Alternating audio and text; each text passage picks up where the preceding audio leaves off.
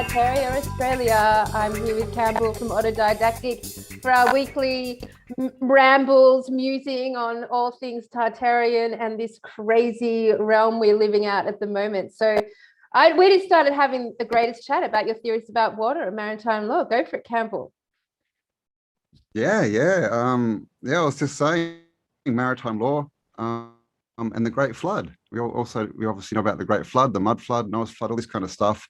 And that those who wish to control us, the Phoenician types, they say that we're all dead and lost at sea. So is that directly tied into the flood? As in, we were on the land, the flood came, we all got washed into the water, most people disappeared and died. And so these people have just claimed that we're all dead and that we don't exist. And this is where we are. This is the basis of all this maritime seafaring law, because in the Great Flood, all the land disappeared, right? And then when it came back up, they just went, oh, that's now part of the ocean because all the land disappeared. So we own it. You're all dead. We can't find you. Yeah, I think that could be. I can't believe I haven't heard that link before. It just sort of. Yeah. Because if we combine the mud flood and then Noah's flood, we know that the water covered the whole plain. And you were saying before that we were the land people, and then the Phoenicians were the water people, correct? And then so they assumed all the land people were dead, maybe the original humans or the Tartarians. And as they proclaimed us to be dead, they then were the owners of the sea. And as the seas start to dissipate and the continents and land start to rise up again, they continue to see us as, look, Cambell's gone, he's flashing. I quite like it. It's very anti-Warhol going on here. Bit of pop art on top. I know. I'm disappearing into Tartaria, man. I like it. All right, you should stay there. It's there could be some trivia. And I've got my light beam going on, and you can be astrally in and out. You might be having his oh, there we go. So yeah, so basically, it's all going on. The seas went down again. They declared that the land and everything on the land was part of their domain. So exactly. That's where maritime law comes down to. Islands, right? I was watching another video, and this guy was standing on the side of the road. He's going, this is all maritime, right? And he's gone, these are lanes, right? Shipping lanes. And what's in between the lanes? Islands, traffic islands. Yeah. Right. So that's really interesting, because we got onto that topic because I just suddenly got a photo through my feed of Melbourne, and it was taken in I wrote it down, in 1840. All right, so 1875, which means that Melbourne was founded in 1835. So this is a couple of decades. 40. And it went from, as we know, nothing to this massive built up thing. So I was thinking, is there records of how many ships actually left from the UK and other continents and arrived in Australia over the time of those 40 years that would match the massive increase in population we apparently had, and then this massive growth that overtook the country? And so I went on to try to find these records, and of course I couldn't find them. But what I did find was just these ridiculous lists of we sold these ideas of these boats, and they are like these little wooden boats, and basically half the people die anyway. Half the men and women die from scurvy or weather conditions or seasickness or starvation. And that's basic fact of those boats. The trip took 6-9 months, depending on how good the weather was. And then get this, Cambell, I was just reading this list. So this is from one of the history societies talking about these boats.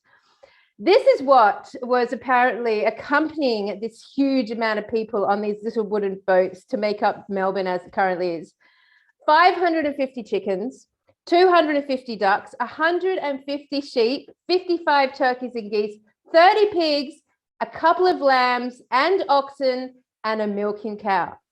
I don't know if you guys know anything about farming, but the amount of shit and urine that would be created from that amount of animals is insane. It would basically kill everyone on board because the conditions would be so bad.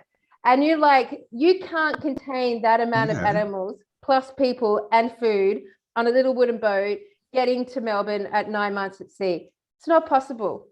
I mean, that to me is like... No, the ammonia itself, just the ammonia from the urine would kill everyone. I mean, and we know that, you know, all the pictures they show off, these animals aren't on the top deck, right? They're going to try and tell us they're below deck. How are they getting rid of all the excrement, right? Yeah. You can't just put a hole in a boat. Below the water level. How does a cow or a bullock or a horse stand still for 6 months to 9 months and get off the other end alive? It doesn't happen. No. It's ridiculous. I mean, you guys know out there who's had a chicken coop. I think most of us at some point, hopefully, have had some form of a chicken coop. And like, say, I would normally have about 12 to 18 chickens just on my farm, right? And like, that's the space I needed for that was sort of like about 10 meters by 5 meters. And I had to let them out all the time because the buildup of chicken manure was so strong, and it's such a strong burning, all live animal shit burns. It burns, right? It's really intense. And it takes a big process. They're getting rid of the toxins from their body. Yeah. It's literally the shit. Yeah. You know? Yep. So to imagine 550 of these things on a boat alongside food and animal, and then ducks and lambs and turkeys and pigs and cows, crazy. So I just thought that was interesting. But yeah, and with all the food and everything they would need to carry to feed those animals for 6 to 9 months, plus, I mean, you've got to just think it's just so stupid because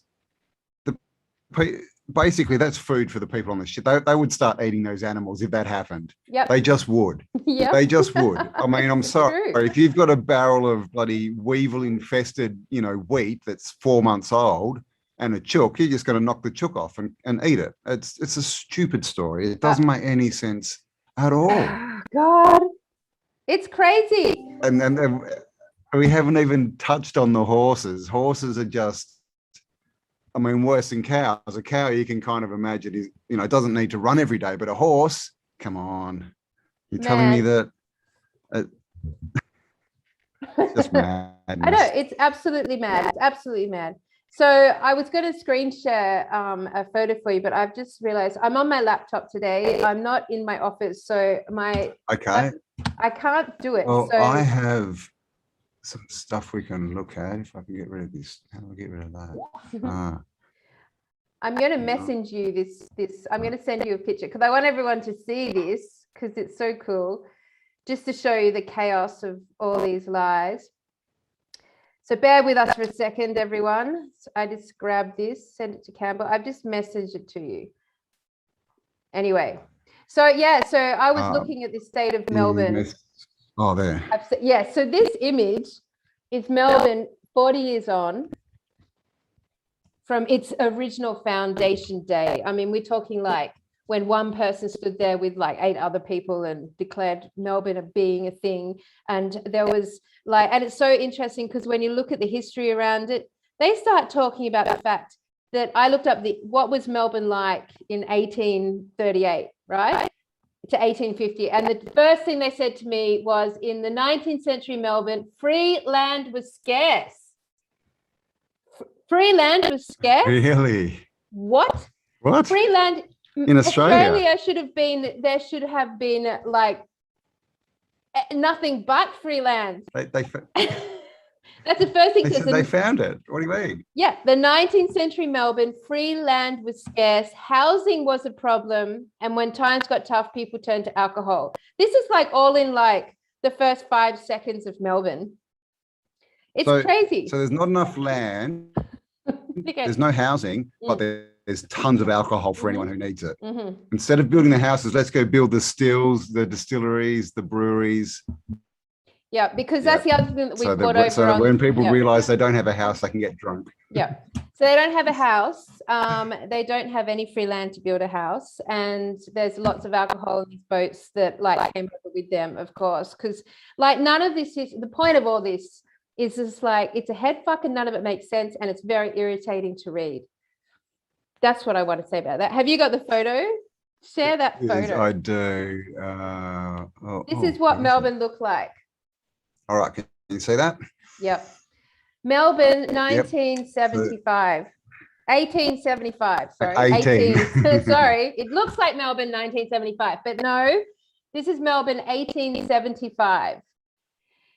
So you got to bear in mind, it's hard, like, I don't think that's people down, I think that's what's in the middle of the road there. It's very equally positioned. I think that may be something other than, I'm not sure what that is. Yeah, kind of looks like horse and carts, but yeah, I see what you mean. It could be bunker booths or something. But this is Melbourne was founded 1835. Is that correct? Yep. Yep. And this is 1875. So 40 years they've built all of this. Yep. They don't tell us what factories they've built, where the iron came from, where the clay came from, where the mortar came from, where the lime came from, where the glass came. I mean, I could just go on and on and on about what you need, you know, about all the infrastructure you need before you can even consider building one of these buildings. Yeah, absolutely. Like you can't even consider it unless you can make bricks, unless you can make glass, unless you can make iron, unless you can do, you know, mill timber, and you have all the you know, correctly skilled workmen and tradesmen. So let's just do some maths. I've just got my calculator out. Let's do some maths here. So I was just thinking, I wonder if you could count every building and work out how many they built a year. It'd probably be like 100 buildings a year or something. How many tall ships do you think? Just be really like, don't be conservative. Just give me like the best case scenario. How many ships could have left for Australia in 1835? Like, if we look at sort of like, we've probably got the UK is the main one. Well, the UK is the only one sending them at this point, aren't they? So the UK fleet. So yeah, 1835, and the UK were also that, you know, they're starting around the rest of the earth as well, and they you know, had to protect their own country. So, I mean, what are we talking? How many? I'm thinking 5. I mean, I'm thinking maybe. Yeah, I mean, I think they said the first fleet was made up of 7 ships or something, didn't they? All right, let's say 10, Campbell. Let's say 10. 10 ships. Just let's start there. And how many people you reckon could get onto one of these ships? Yeah. I mean, I've seen the ships that they try and tell us are the ones that came, and they look like that they would carry, you know, under less than 50. I'm thinking. Yep. With all the stocks and with all the food and everything else they're bringing. And I think that's generous because these are small ships. Yeah, I agree, 50. But let's be way out there and say 100 people on each ship. So we got 10 ships bringing 100 people. So in 1 year, we could get maybe 1,000 people. And of that, like, we're assuming we've got women and children potentially in that mix, obviously, or we can't like grow obviously we need it, or we can't grow the population. So 1,000 people. So you guys just put that in perspective. Like, you probably on a good normal day when you're not like locked in your house, you could potentially pass 500 people in your day, just background people, just like at a super shopping center or a supermarket, maybe even 1,000, you know, just background. But imagine if your entire city was just 1,000 people.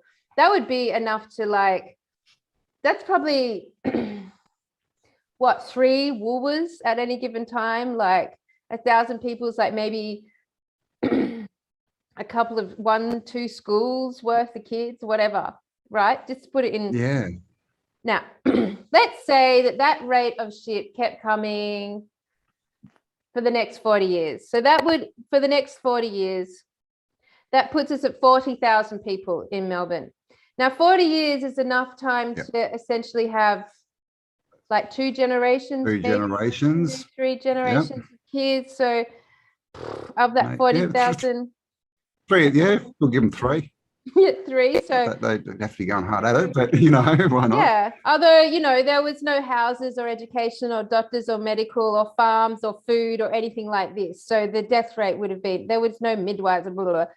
But let's just be conservative and add. And that's definitely what the story is. is. The story is definitely, back then out in the middle of nowhere, you have kids and maybe, 50% will survive to adulthood kind of thing. So let's double the population then. Like we're at 40,000, let's times that by 2. So now we're at 80,000. And let's just, because we'll just add another, we'll just times it again. Right? So that's really probably very, we've been very generous in these figures, I would say. If we put this to history, but we're looking at 160,000 people. Yeah, well, this is the thing. The first generation wouldn't have been much. No. Because if we're going along, the narrative, those first, the bulk, like 90% plus of who came out at the start were all men. Convicts, soldiers, and the people running the place. So there wouldn't have been families and kids everywhere. It would not have been any, and it would have been an extremely, tough life for a woman to be in that position too. So it's not like you'd get 20,000 people out here and then in 10 years they would have doubled or tripled the population. It wouldn't have been like that at all. No. Maybe 30, 40 years down the track, it'd start going that way. But yeah, I mean, but just to point out, because people will be going, 20,000 people, well, 10,000 couples, they can all have 6 kids each. It wouldn't work like that. And they definitely wouldn't all make it to adulthood. No, and there's no food yet. There's no farms. There's no grocery stores. There's no food. So I'm taking off 60,000 just for all those reasons alone. So we're looking over a course of 2 or 3 decades, like 100,000 people. If they all came over on boats and that was sort of thing. Now bring that photo up again, Campbell, and let's imagine that 100,000 people, which is what? Is that the size of one of our football stadiums? One of our football stadiums holds 100,000 people. And they managed, the whole football stadium managed to build this. Like multi-layered, multi-leveled, like multiple. And these are all big buildings. Massive. Like you said, I see this. This is 1, 2, 3, 4 story big. These, it kind of looks a bit shorter from this perspective, but these are all big 2, 3, 5-story buildings over here. Yep. They're massive and they're made out of huge materials like bluestone and red. They are boulder. They are such big, thick materials. Copper domes. Yep. Streets. Who was making this copper plate? That's what I want to know. Yeah. And who was carving out streets from this flat terrain? And who had the ability to come up with this grid, this very famous Melbourne grid, and had that all worked out and mapped out, and they didn't come into any mountains, hills, river issues, water issues. They just laid out a grid on the continent as it totally stood, and then bang, they laid out a city. Like you guys know in your own life experience, when you look at roadworks going on around your area, and they've got to blow up get through a hill or get through a rock outcrop, or it takes them years and years and years and years and years to even plan an extension on a railroad. It takes them decades. We're talking about, and all those buildings have wiring and plumbing and infrastructure within them, and they've all they're not empty shells I was about to say like a movie set, but are they? We don't even fucking know anymore. But anyway. And we know what they were full of, like the wood, the wooden interiors, huge wooden carved stuff, not like stuff that takes a lot of time to make. But apart from that, now look what we're finding out. There's tunnels under this all the way. There's tunnels everywhere. There was tram systems in there with big wheels that were running the trams around on cables for free energy. There's water. Right, there's water pipes under here. If there's one fountain anywhere in this city, there's a massive water system underneath it. Yep. And these are things that people don't think about. It's like, oh well, they could have built this building. Well, okay, how did they build them all? How did they build the water system? Absolutely. Because you got to understand, anything under the ground, that all has to be dug up, put in first before they lay this city over the top. Yep. Right. So that's definitely playing, because we know that, this whole narrative they like to tell us about, someone goes out and finds a good piece of land and they start their farm, and then someone opens up a shop and then more people. And it's this sort of organic growth of a town. When that happens, you don't end up with a grid. No. You do not end up with a grid. No way. You don't. People go, this is a nice piece of land. I'm living there. This is nice over here. They don't go, oh, well, I better move 10 meters to the side so I'm not in the middle of the road they're going to build. Yep. They don't. This is completely planned and built. This is the thing. When you look at all these cities, they're all like this, right? Yeah. So and it really does look that at some point they would have had to been designed like the whole lot. And then they started constructing a city, not, oh, we're going to build a building and then next week we'll build a bit. Like they designed cities. Yes. The whole thing. Yes. And it all worked like a giant that's something jigsaw that puzzle. no one will touch. Yes, I totally agree with you. Yeah, I mean, and if you are here in Melbourne, you know that there is massive sewer systems, massive undergrounds here, and that Melbourne isn't flat. This gives you the idea that Melbourne's a flat piece of land, this photo, but it's bullshit. Melbourne is all like this, the whole city. You're going up and down the whole time. Like they didn't just like got presented with a nice, like massive football field already and founded for them.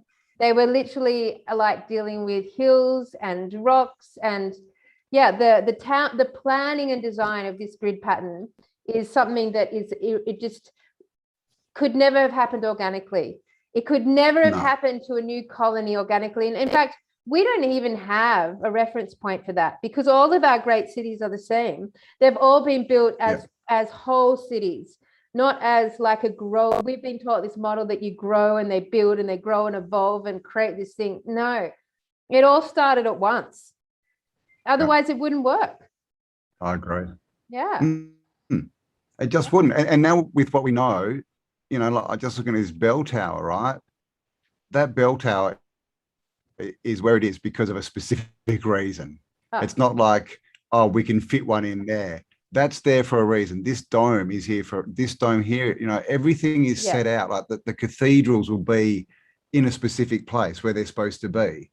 So it's completely the furthest thing from random that we've got. Yeah, it's just so unrandom. It's so planned out, and then they just go, no, it's just a random thing that happened, just random, Yeah, of course. And then they pitch it very silly story. Yeah, really silly, and they pitch it with these stories of the pioneers, with these stories of these like pioneers, sort of like farm communities that pop up and they're just sort of like organically placed around the land. And that's what they pitch as we get taught history and how these cities got formulated at school.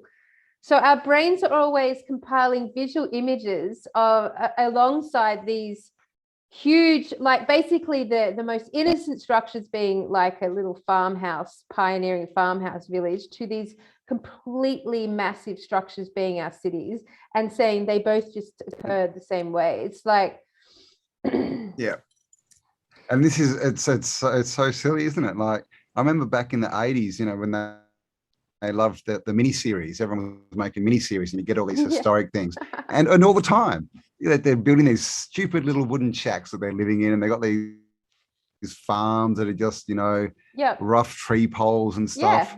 Yeah. But then you look at reality, and it's completely the complete opposite story. Is what reality is. They try and teach us, oh no, they were just living in bark huts and stuff. But yeah, right. And this is the thing: why would you live in a bark hut and spend your whole day making a big solid brick rock cathedral and then going back home to your leaky, crappy little wooden bark hut? Yeah, it just doesn't make sense, does it? It just doesn't, none of it makes sense. You know what was another interesting thing that when I was just looking at that in regards to when the ships all arrived, was also looking at the initial immigrants that came through. And there was this big chunk of information on the Chinese immigrants, which I thought was really interesting compared to okay, so go back to this week in Australia. It's obviously we've calmed down a bit from the protests because the police have just become like, we are now officially in a tyrannical police state. Like that's now happened. We're in it. And there's just so much chat on my groups about China going to war, China about to launch into a serious world war, China about to invade countries, China about to invade Australia, not like in a prissy little lofty little fucking like la way, but literally soldiers arriving on the beach sort of way. And it's just been coming up in my channels. And of course we've got Dan Andrews here, who is like fully, everyone knows he's like completely, you know, communist. Absolutely. Chinese. Absolutely. So, and it's no accident that Melbourne itself is our highest population of Chinese. Like if I walk through the city over the last couple of months, all I see is, well, I was seeing construction workers, but all I was seeing was Chinese and construction workers. That was it. All the shops that are open on the main street of Melbourne, they're all Chinese. All of the food shops are Chinese. All of the newsagents are Chinese. All of the little gadgety shops are all Chinese. Like they are the businesses that are still open on Swanston Street in Melbourne City. Really? And I walk through that street and it is Chinese people that I see. Because did you hear this thing a few weeks ago that Chinese people were actually being sent or could apply to get, you know, stickers and all that kind of stuff sent to them from China rather than taking the Australian version? Yeah, I think we were talking about that. Yeah, I did. So that as well. So they have their own vaccine. So why are they being treated like first-class citizens when everyone else is a second class? That's very interesting. Yeah, and of course, historically, they're very, very tied into the gold rush. Yes. The Chinese people, right, which is what I was going to just about bring up. Yeah, absolutely. Yeah, it's really interesting. So just to recap on there, Chinese people living in Melbourne are being sent to their own clinics to receive their own vaccine, not the Western vaccine, their own Chinese vaccine.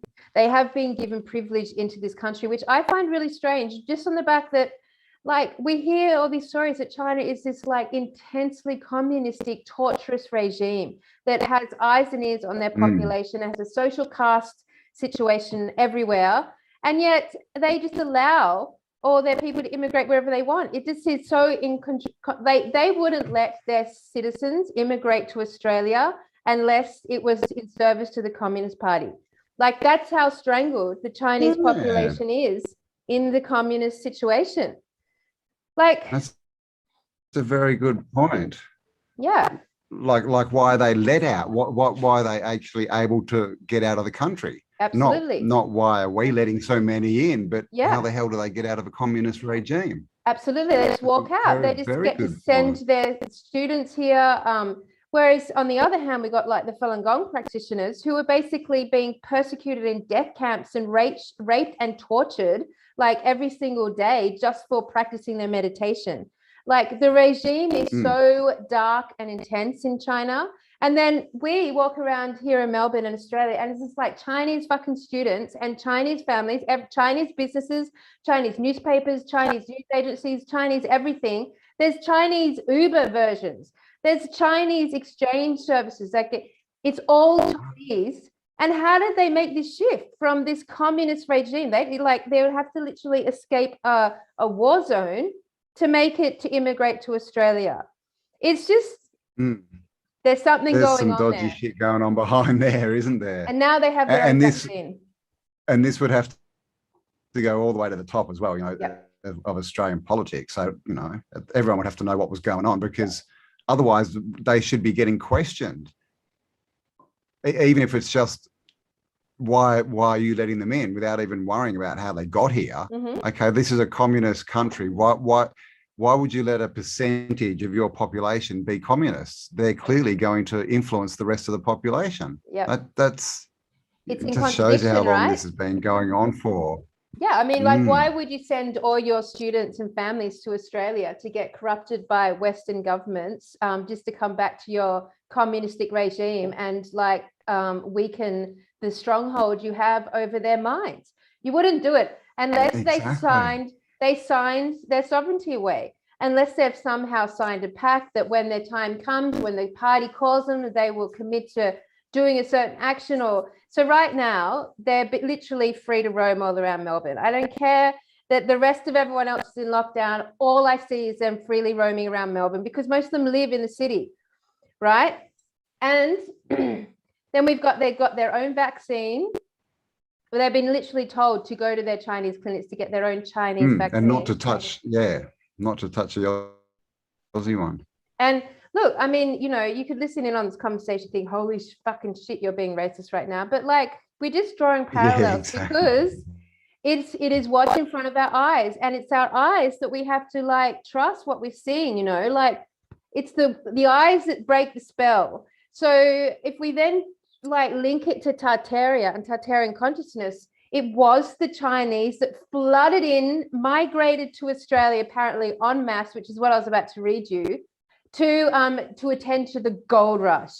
So then we've got these visual scenes of like all these Chinese immigrants coming to Australia, like literally heaps.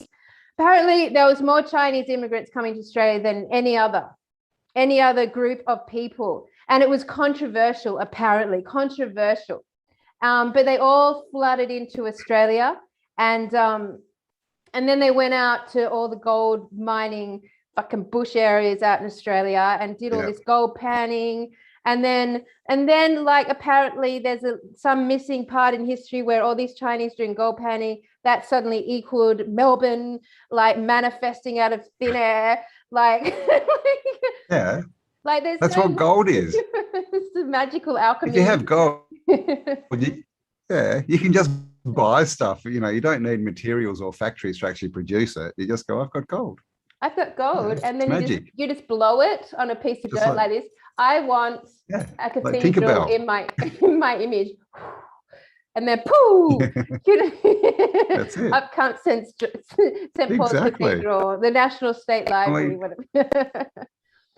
Just look at towns like Bendigo, right? Yeah. I mean, that place is ridiculous, right? And what's the story? Oh, it's a gold rush. You know, because people go, well, how we got all these amazing buildings? Oh, it was a gold rush. There was gold everywhere. Yeah. Oh, so everyone was out there digging gold. Yeah. Well, if they were all digging gold, who was building the buildings? And who was making the bricks? And who was running the factories? We don't talk about that here. No, because gold's magic. It's just ridiculous. Yeah, I mean, and they're like, they were saying that like they sent every able body out to the gold fields. Like when we think about it, then you know, so they got a pile of gold, and then they bring all these rocks with bits of gold nugget in it, because that's what they'd be mining out. Not like gold bullion or gold coins, like bits of rock with like freaking gold nuggets in it, right? They don't have the power tools to sort that out. So then they turn back up to Melbourne, and they take this wheelbarrow full of rock with these little gold nuggets. And then what? Well, they have to send them back to England or wherever to get them actually like cleaned up and then weighed and then converted into some sort of currency, which then got sent back to Australia. And it just, the story. But anyway, the point is, like on a Mandela effect moment, here we are, like literally with a communist Chinese takeover from our premier, with a CCP communist influence and total loyalty from the state governments here in Australia, which would then mean our Prime Minister. So essentially Australia to the Chinese Communist Party. We've got a massive migration of Chinese people in Australia. Massive. We've got like this whole Mandela effect about the Chinese currency. Did you see that one where that was on Martin's show, where we all know the Chinese currency to be the yen, YUAN. That's what I've always known it. But apparently that's not what it's called anymore. It's called Remington or something. I'll quickly get it. Remington? Something like what? Yeah, exactly. Hang on. And it just changed. But they didn't say they changed it. It just changed. It's called the renminbi. Renminbi. The renminbi is the official currency of the People's Republic of China and one of the world's reserve currency, ranking as the 8th most traded currency in the world. RENMINBI. Renminbi. And it's just there, like, and like, there's all these questions. Is the renminbi the same as the yen? And like, there's just, so something's happened there also with the currency, whether it's a Mandela effect or I haven't been following the currency enough to know this, but everyone I know who says what's the Chinese currency, they say the yen. Yen. Yeah, But and I've never apparently heard not. of renminbi. Don't know what Renminbi. I've never even the said the hell word. Have you that's. ever even said that? I've never heard it said. I've never said it. No, I've never seen it. it doesn't. It doesn't even sound Chinese. No. So Uh, so we've got this Mandela effect going on. We had initially had the gold rush. That was a currency of sorts. And it was the Chinese immigration that were behind the gold rush, which gave us the illusion of Melbourne being bought. And now we're sitting here with another reset, Chinese immigration again, like another form of currency coming up. And like we're in this like whole ripping back of Tartarian consciousness. And there is the Chinese smack bang in the middle of it again. Right in the middle of the lie again is China. I mean, I'm just drawing parallels have you heard here. this theory? Yeah. Have you heard this theory? I don't know what it's called. I've heard a few people talking about it. And what they're doing is they're linking people today with people in the past. Yep. They're linking up different, and literally they're saying this, whatever, this Samson from the Bible is actually this person alive today. Yep. And so it's looking at it's talking about, obviously time doesn't exist, right? And what we're in some kind of fractal compression here. So, and it's also to do with, the program, the lie that's been put over the top, right? So, so we don't know who we are, right? So are we just playing out the same story over and over and over again and trying to get it right and trying to work stuff out? And is this what's happening?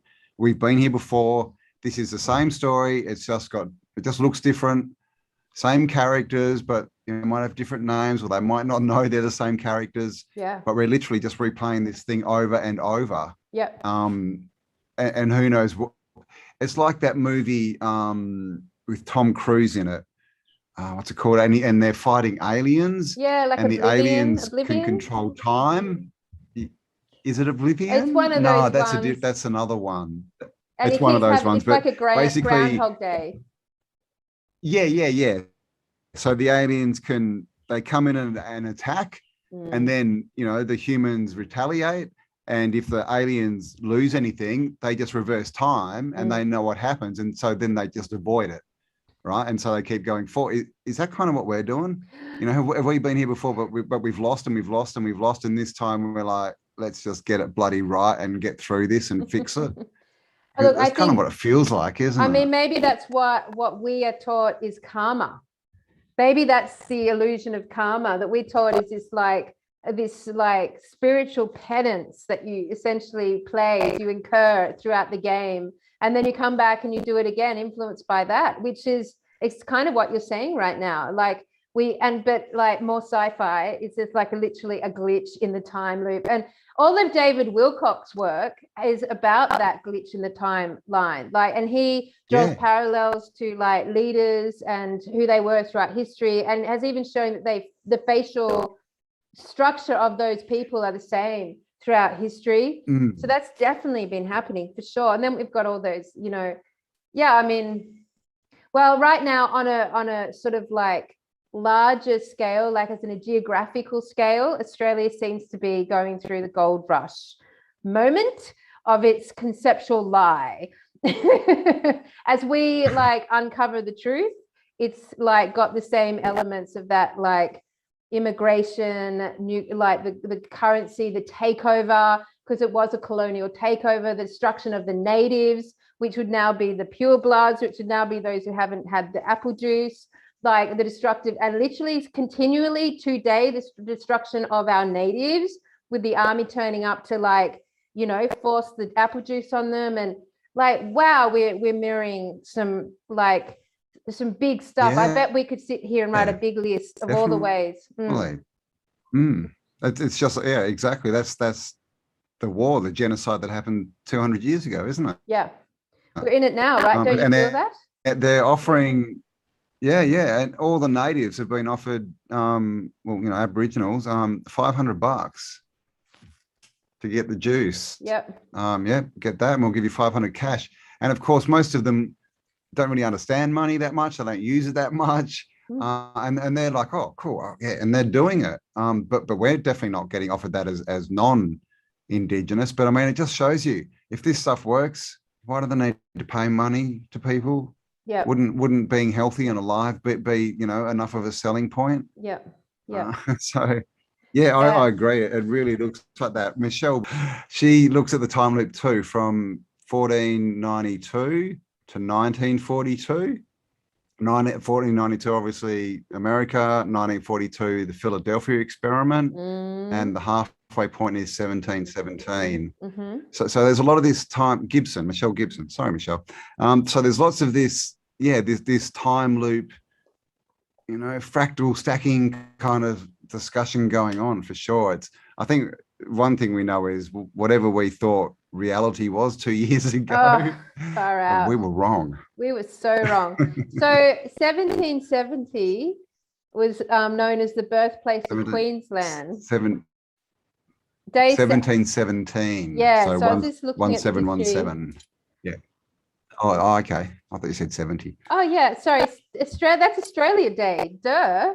So Australia Day is official. So day 1717 and 1718 onwards was known as Australia Day. 1717?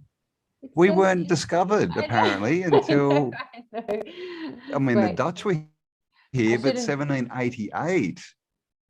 That'd be, you're going to have to keep looking at that. 17 Australia. I just typed in 1717 Australia to see what would come up.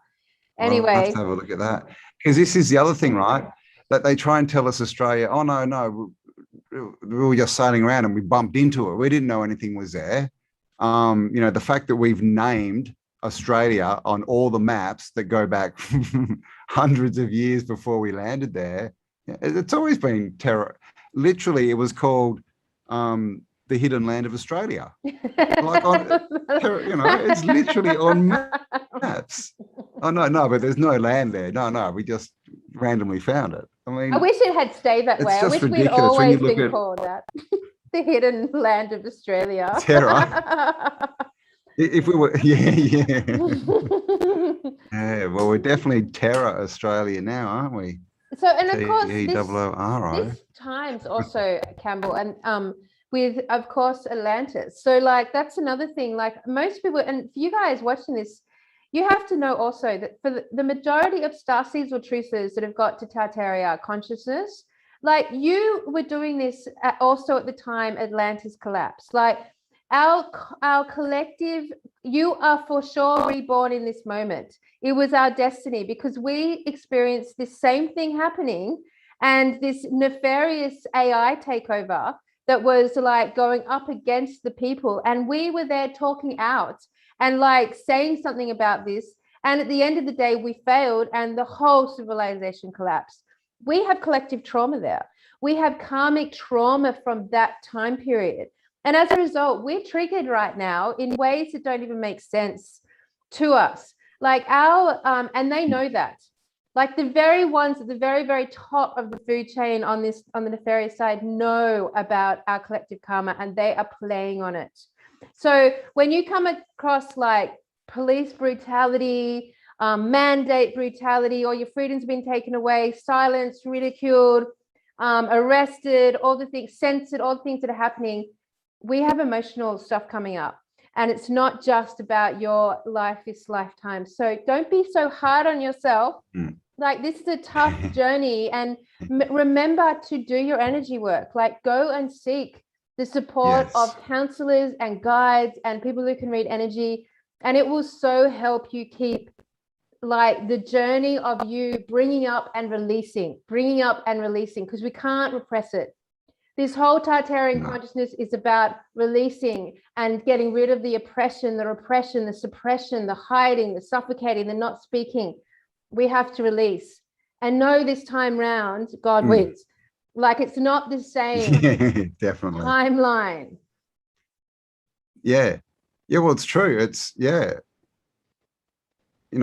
tried to fix it last time. We failed, and they're just using that against us, to push the fear and the fear to stop us standing up and going for it again. That's why that's their only weapon, is the mainstream bloody media, which is, there's a lot of stuff going on. There's some weird bank holiday coming up in Canada. It's called Reconciliation Day, Oh, yeah. which most Canadians haven't even heard of. It's just popped up, but it's popping up and all the banks are shutting. Yeah, Like every right. bank in Canada is going to be shut. And there's all this talk about they're doing that because something's going to happen to the currency or the money system, and then it's going to open back up and there's going to be something different there.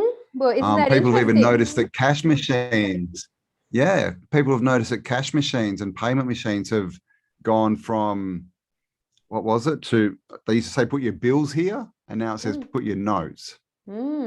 Which means, I mean, that's like pretty random, but that means someone has gone around and changed every single one of those little stickers. Yep. For a reason. Yeah. So there's a lot of stuff going on, you know.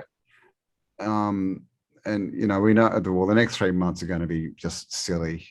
We got through September. We knew September was going to be a big one, and it was. So yeah, I'd say, you know, there's so much going on behind the scenes. We've got an army on our side, and we don't see it because we're not allowed to see it. They don't want to show it to us, but also, you know, the White Hats don't exactly want to give away their plans either. So there's so much discussion, you know, about, oh, you know, you're wrong, you know, and a lot of it's got to do obviously with patriots and you know, the big orange man and all this. And there's just so much, you know, just so much hate and bad energy and judgment going around about that when people don't even really know. They're going, oh, you're an idiot. I think it's a much better way to go, well, awesome. Let's hope that happens, but let's also plan just in case it doesn't. Yeah. You know, but running around and going, you're an idiot for saying this, you're an idiot, how dare you? All you're doing is helping the evil side. That's what they want. They want your negative energy. They want you to go and start a fight. They want you to yell at the wall. It's hard though. That's hard. Their feeding. They're like, yay, so McDonald's. Woohoo. Let me bring it back up. Sorry, I'm starting again. Breaking news. On Friday, the 1st of October, 2:32 p.m. What just happened? Campbell. Gladys, what's her name? Berejiklian, the Archonic Angel, has resigned. And she has not just resigned, she had to resign because ICAC, which is, what is ICAC? The Independent Commission Against Corruption, is ironic. Investigating whether Berejiklian was involved in a breach of public trust. So literally they're on, that's what the Guardian's saying. So you can read through that. You know, they're sort of saying, oh, you know, did she breach the public trust? No, she's done something completely illegal. And they've got onto it. And she's literally said she had no option but to resign, which means if she stayed in the job, she'd end up in jail within a week. So how fucked that they big even have news an there, option. guys. Something is going. I mean, but can I give you my theory? I've already got one. You can. Okay. No, you can't. No, be quiet. Here's my theory straight away. She was about to give equal rights to the non-vaccinated. It was Gladys that was saying the unvaccinated can be free to walk around, blah, blah, blah. And our premier in Melbourne was like, there's no way the unvaccinated are getting freedoms. No way are they getting to come out to society. Like, she was about to set the precedent that, and even with the swimming pools and the beaches, there was no like mandate around the unvaccinated coming out of lockdown, integrating with the vaccinated. So I actually was watching the news the other day thinking, wow, she's setting a precedent where unvaccinated people can actually have their freedoms back. So I am not surprised at all that she's been targeted for resignation. Of course, with our politicians, I did see something about that. Yeah. And with our politicians, they all have something that they've been bribed on. Like at any given moment, they can resign people, they can arrest people, they can declare an affair, declare a blah, blah, blah, a broken eye, a few broken ribs, whatever they want. Like this isn't happening as an independent event that Gladys just happened to get herself in and now she's just happened to be caught. Bullshit. This has happened because she wasn't pulling the line in some way, or they wanted someone more CCP in the role of New South Wales Premier. Just my working premise. Good point. Yeah, I mean, I did see something where she's been up and down a bit, Gladys, hasn't she? But maybe that's proof that she's been getting harassed, because she's definitely come out and said, you know, she's kind of gone back on her word, hasn't she? I understand she has come out and kind of, because she came out and said something, and basically Queensland turned on her like instantly, and she went, oh, okay, well, you know, okay, we don't have to be that harsh, you know, vaccinate, you know, unvaccinated, whatever. And then she sort of went back on it a bit. So yeah, who knows? Maybe she just wasn't. This is the thing, unless they say jump and you say how high, you're no use to them. And plus, really, Sydney and New South Wales got kept out of the lockdown for the longest time. Like, she really has only brought them into this situation like the last couple of months, whereas Melbourne's just been in it since fucking 18 months now, you know? So I don't know. I think Oh, yeah. Whatever interesting. Whatever we think is going on is just like one layer of 10 more layers. But I would say it had something to do with the precedent of the unvaccinated walking amongst the vaccinated.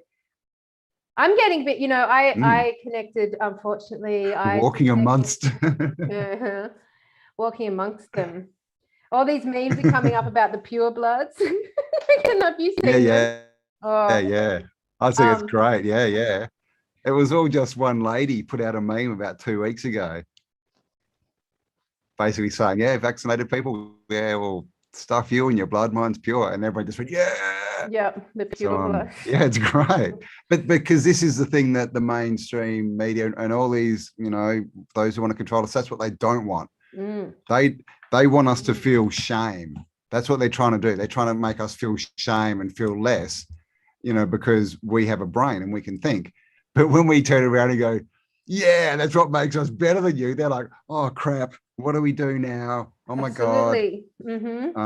So it's such a dichotomy, you know, like we've got, you know, energies winning out here, and then we've got other things under the ground that are manipulated. It's just such an involved game, and on so many different levels that, I mean, I think trying to work it out, you'll just, you know, do your head in. It's best to just focus on what you want and just trust and walk towards that.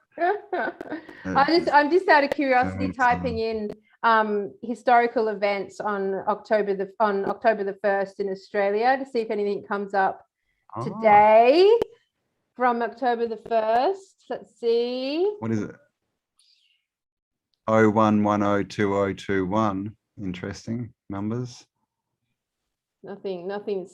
I wonder if numerology is different in the US, because they write their dates backwards. Here's something. In 1850, on the 1st of October, 1850, Australia's first university, the University of Sydney, was founded. So that's interesting. She is the Premier of New South Wales of Sydney. And it's to do with information and hidden information and all that division around information. Yeah. I'll show you a few things that I have found. Yeah, do it. It's about to ask you. On Google Earth. Yeah, cool. Now, right. Google Earth time, girls and boys. So there's star forts and weird stuff all over Australia, and none of it should be here. So this is Tasmania, right? So literally, that's Antarctica. This is like just so far away from any kind of civilization they said was around at this point, right? It's right down here. And what do we get if we zoom in down here? We get a star fort on the very tip of Tasmania. Oh, look at that little one. Look at that little sweetie. And that's actually not even a citadel. That's actually like a satellite, which means that there was a much, much bigger structure in here. You know, we have, of course, you know, these fields. You look around and there's just no doubt we'll have, you know, a golf course and all these things. Big hills here. Yeah. Right. You know, lookout hills. But yeah, so that's in basically literally the middle of nowhere with no, and the explanation is it was built in World War II to defend against all the armies that were coming down to the bottom of Tasmania. Yeah. And we have these everywhere. There's one in Melbourne here. Not much of it left, but going hard with the star forts in Australia. There's not much that information. See these things? There. See these round bits? Yeah. You see these everywhere. They're exactly the same everywhere. And they try and tell us that they were put in and maybe they were retrofitted for guns, you know, like anti-air guns and things. But you see them everywhere in star forts. So this doesn't look particularly star forty, but I mean, look, you can see it's on a hill. It's all buried. Yeah. But I would say that is definitely just those markings tell me there's something there. Yeah. But what I have found, so we've got star forts. There's star forts, Sydney at the heads. There's in Perth, we have the Roundhouse, and we've also got all these caves and what are called the Leighton Barracks, which is basically this hill, and it's full of tunnels. Looking over the ocean, and up the top here again, what do we get here? See this circle? Exactly what we saw in Hobart. Oh, I mean Melbourne. You see them everywhere. So this again, see all this building, and that again, they tell us that was to defend Perth in World War II. Now, if you don't know, like Perth is just so far from Europe. It's ridiculous. It's so far. But what I did find is we have these things everywhere. Now, I don't know if these are pyramids. A lot of people are saying that these are dams and things, because we do have dams, right, that look like this. But it also looks rather pyramid-y like. It does, doesn't it? I'll show you some more. But all the time they are always associated, and unless they're just a ruin and there's nothing there, if there's any kind of infrastructure, it's always mining. Yeah. You know, so are they mining? Is this where half the, you know, is this where stuff's coming from? But I don't even know what this is. Look at this. God. Is that salt, you reckon? It looks like it's been hit with a shockwave. It does. It looks like. But see how it's built up. Lightning strikes. Yeah, that's really weird. Really weird. See how it's built. See how it's built up like a pyramid? Yeah, absolutely. So look at that. Where is this? And this is the other thing. This is in the middle of nowhere. Yeah. Look at that. It's just literally there. There's, you know, and other countries sort of find it hard to conceptualize Australia, but I mean that would be days drive from the nearest town. Yeah. There's nothing there but the little mine. There's no reason to be there. You know, Western Australia is supposed to be one of the most mineral rich places on earth. You know, so why it just, I don't know, doesn't make sense. And then we get, so another one down here. And when I come down here, look at all these dots. See these dots and these lines, that grid? Can you see that? Oh, yes. Look at that. Look at that. Yeah. And it goes all the way across. There's this big grid thing. Look, all up here, right? What is And down that? here we get another thing that looks like a star fort or a pyramid. Now, of course, people again have said, "Oh, that's just a dam," you know, because in Australia that's how they make a lot of dams for stations. You know, when literally we don't have farms, we have, like, they're called stations because they're so big, because there's no food or water. You need like 100,000 acres to run, you know, so many cattle. But why has it got these star points on the outside of it? Yeah. And where's the farm? Yeah. Where's the farm? Where's the cattle? And, like, you know, it actually takes effort But, to make a square. Like every farmer I know who's built a dam, and I know lots of fucking farmers who've built dams, they're never square. They're just the shape of the bulldozer going up and down. They make like a basin. They don't make squares.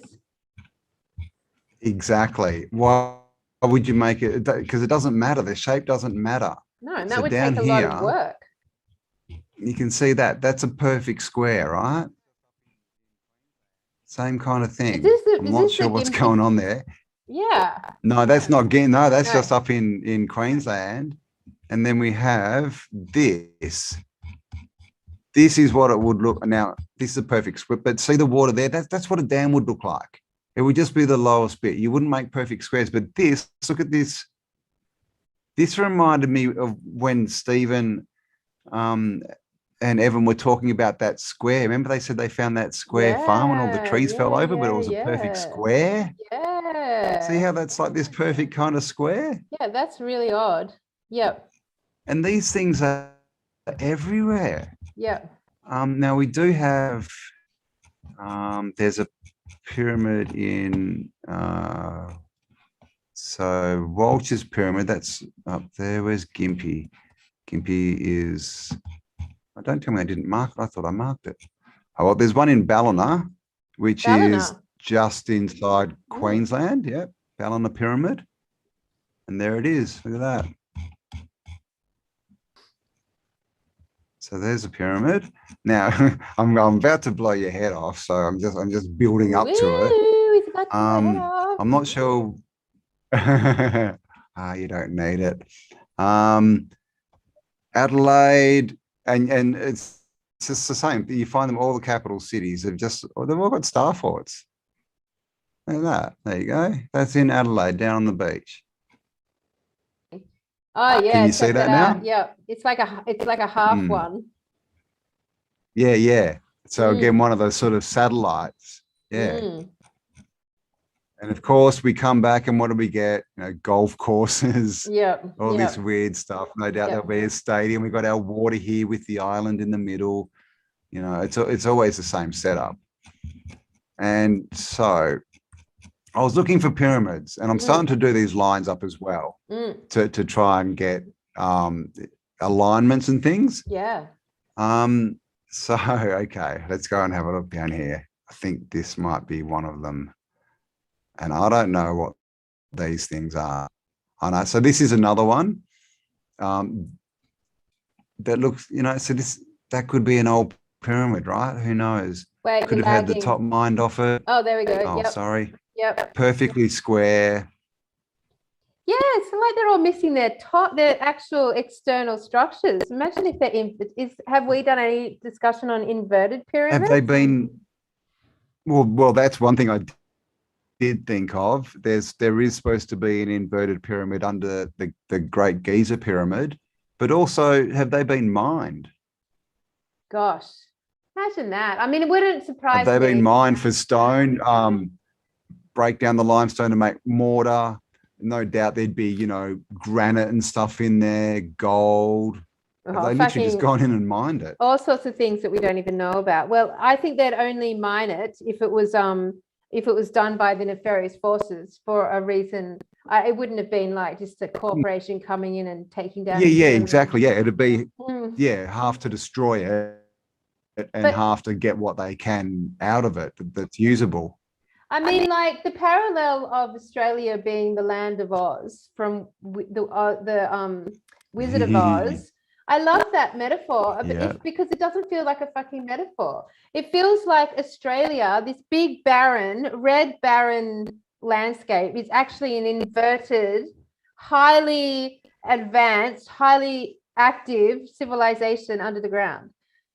Like if you think of Wizard of Oz and the land of Oz, they traveled, didn't she? Dorothy traveled on the tornado. And FYI, Campbell, there's been 2 tornadoes here in Australia this week. What the fuck? Earthquake and tornadoes. We don't get either of those things in Australia. Did you see that? We don't. There was a tornado. No, I didn't. There was a tornado in Narrabri, which is like out near my farm, and there was a tornado in Bathurst. Like seriously, like those ones you see in America. That doesn't happen. It doesn't happen where shit's flying around and it's destroying things in its path, like Wizard of Oz, Land of Oz. Yeah. How does that happen? Because tornadoes are created by differentials in temperature, and that's why you get them a lot. In the South of America, the USA, where they're coming across water, it's in the tropics, they hit land, they get different temperatures, and that doesn't happen in Australia. No. So again, that doesn't seem natural. Check out this. Does that look like an eye? That looks like a fucking eye. Yes, Campbell, that looks like a fucking eye. That looks like the eye of Horus. It's bizarre, isn't it? So crazy. I've never seen that before.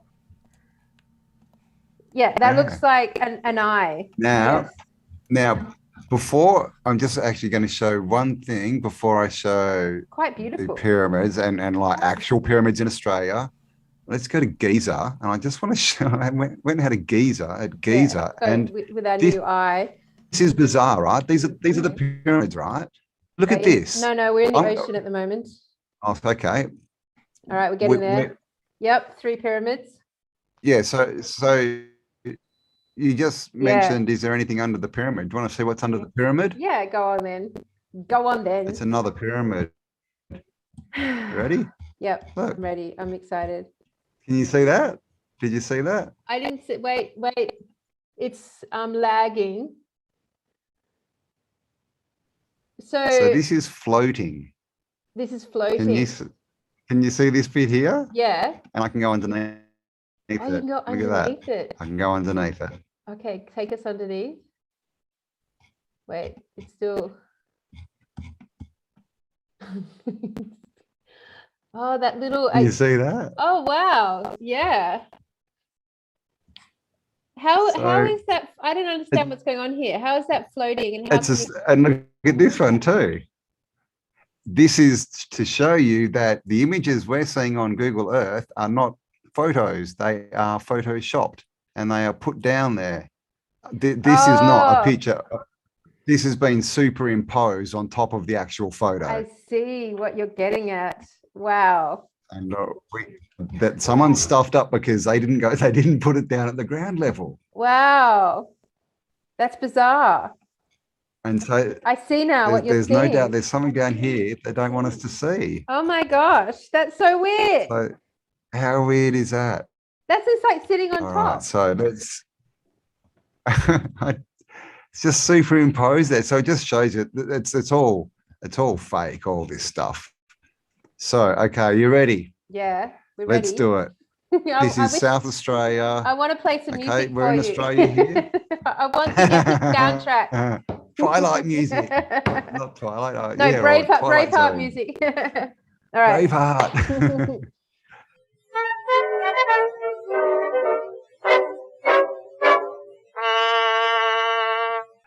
Okay, so literally all desert, nothing here, right? Nothing here. Yep. What's that? Wait, there's still nothing here yet. All right, we're getting closer. Oh, look at that. Sorry for the lag, guys. So that is a very strange square object floating above. So what is that? Can you see that? Yeah. Can you see that it's a pyramid? Yes. It says number 2 dam, but it's definitely a number pyramid. 2 dam. Yeah. Is what it says. Wow. Does that look like a dam? Not at all. Can you see that? I know it's probably lagging, but can you see that point on the, like, it's literally a pyramid? Yeah, it's literally a pyramid. Where is this? This is in South Australia, just inland. I can leave the coordinates. I've got it all saved. I've got, somehow I can, I don't know, I'll have to work out, but I can save all the points that I've got and then put it down so other people can sort of get it and put it onto theirs. So I'll look at that. And here's another one. So there's 3 of these and they call them dams.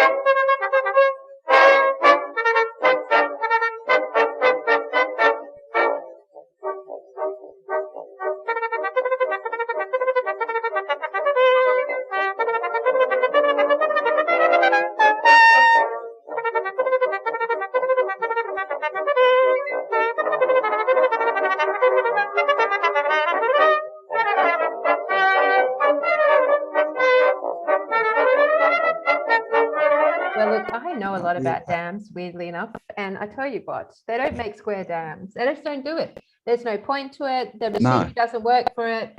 Animals don't care for it. They like bowl basin dams. That's a dam. So that is definitely a pyramid. Exactly. Yeah. But just think of it, like dams are made, literally they're made for animals to drink water at.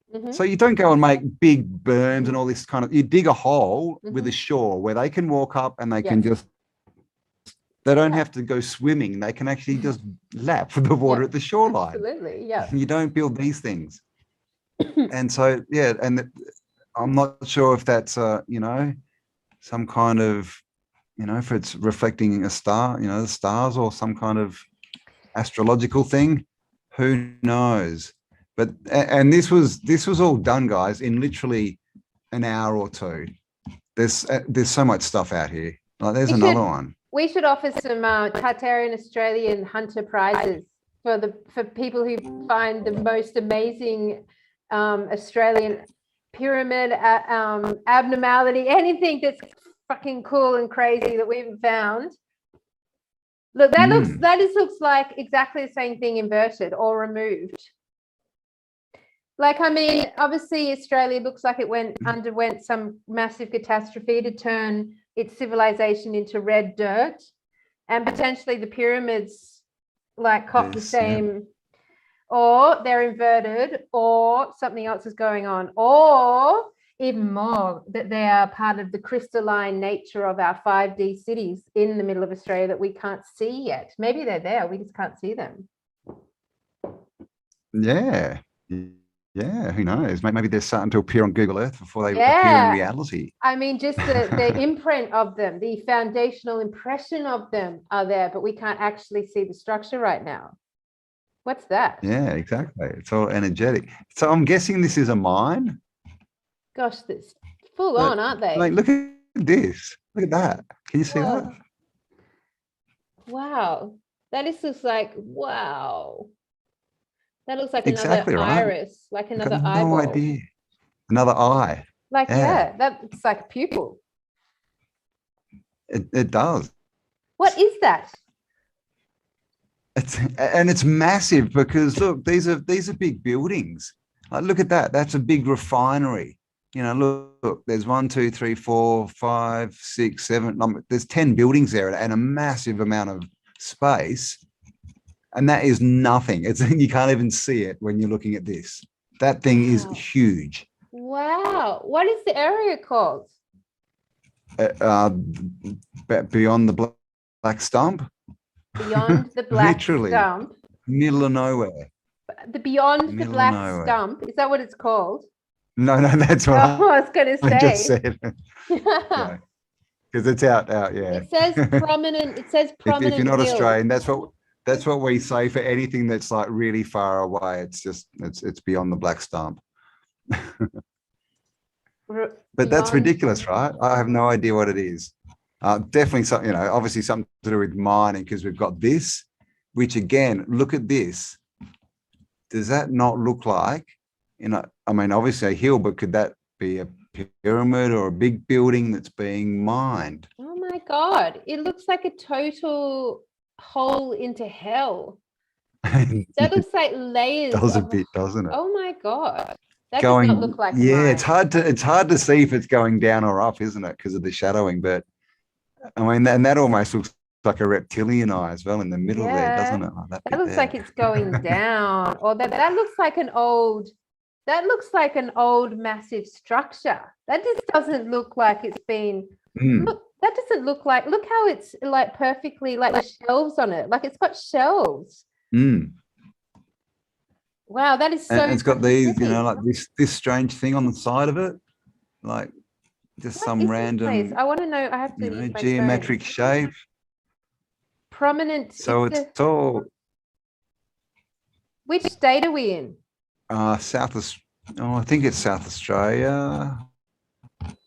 Yeah, it's still South Australia. Okay, it's called Prominent Hill, and it's a mine in Mount Eba, EBA.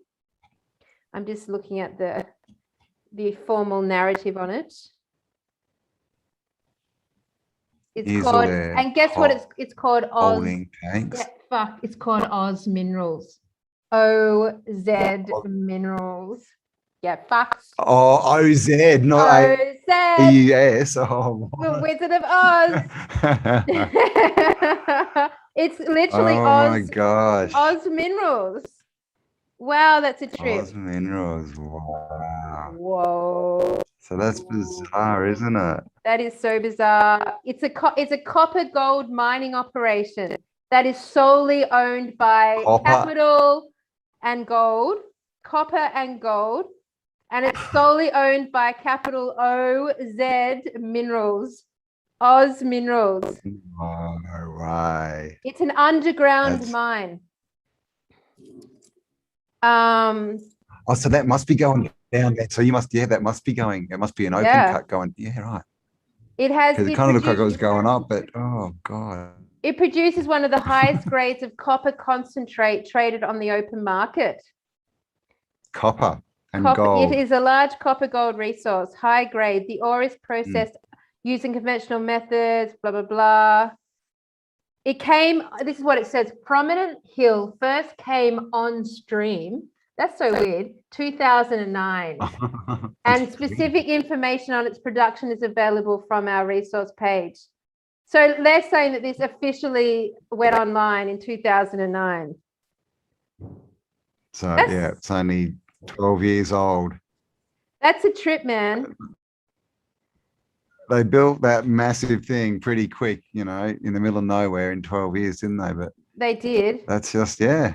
In the land weird. of Oz. So copper and gold, you know, it's like, what do we see, right? In all these old buildings, big copper domes, copper everywhere, lots of gold. Copper and gold. So are they literally mining the old world? Is that where a lot of these resources are coming from? Yeah, they're going down and down and down. You know, because we know there's, you know, it's like electricity. We know they don't make electricity. They just charge us for it. Yeah. So as they doing the same with everything, are they like literally not even digging out and making the copper? They're just like mining and ripping the sheets out and just, you know, melting them and reshaping them and selling them. You know, the best copper in the world, you can imagine the copper they used in the old world would have been pretty high grade. Amazing. So, well, I'm just looking at it. So it just shows you.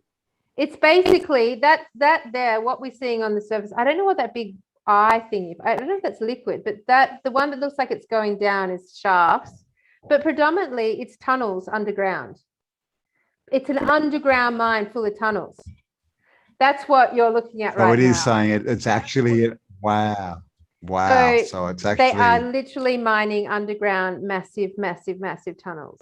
Wow. So, wow. And see, look at these things. What are these? See this bit here? Is that caught up? Can you see that? Not yet. Oh, yep. What's this? See these bits on the outside? Yeah. These random things. Yeah. What are they? What are they? There's more. There's one in there.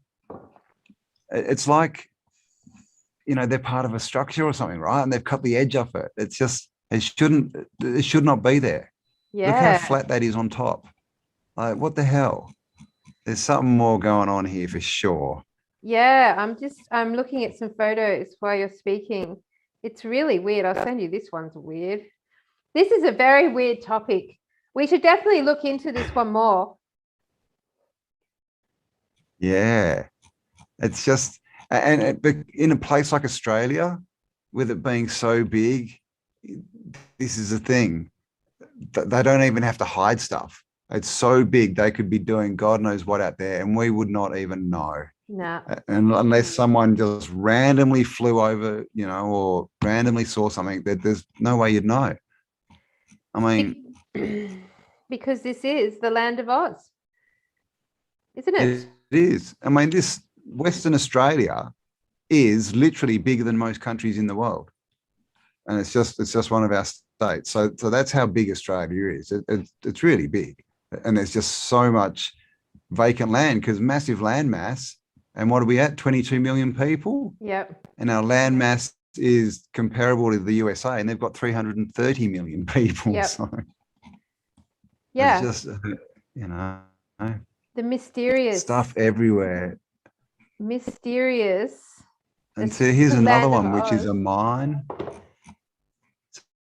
They seem to be a lot of mines next to, that these pyramid looking things seem to be mines a lot. Well, it's interesting because one of the Don't know things why. living out in rural bush Australia is that you have no rights over your land. Like if they are constantly, apparently this is what we were told, constantly they're flying drones over Australia, the outback of Australia, and those drones apparently can read different mineral readings within the ground from the air. And if they come across any sort of mineral or anything like this on your property, they come in with a red flag, put it in the ground and say, we're going to mine here. And you have no choice. You have to give over your land to the mining, to mining. So like, it's just another way that we have no sovereignty over our land. And like when they mine, what they do is they put holes everywhere. So then the whole terrain becomes unsafe. Yep, they just destroy it. This is just an airport I found out in the middle of nowhere, which just had really interesting geometry. I mean, how is that an airport? Yeah. What's going on there? Where are we? Arnhem Land.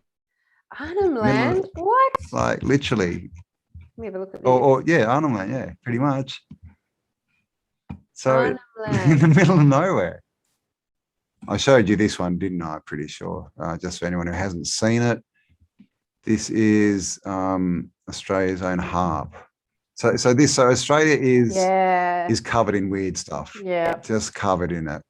And of course, like we were talking about before, with connections to certain countries with certain ideologies and bringing in their populations into Australia, giving them different, like literally they have different rights than other people at the moment. So yeah, are we reliving the past? Is this all happened before?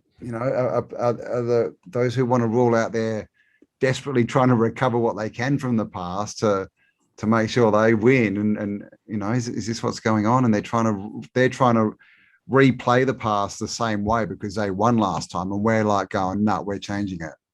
Is that the battle that's happening? Well, I guess the battle is consciousness, isn't it? Like, like if they can't, essentially we're under mass mind control right now. Well, the majority of the population are undergoing mass mind control, and those masks are mass mind control.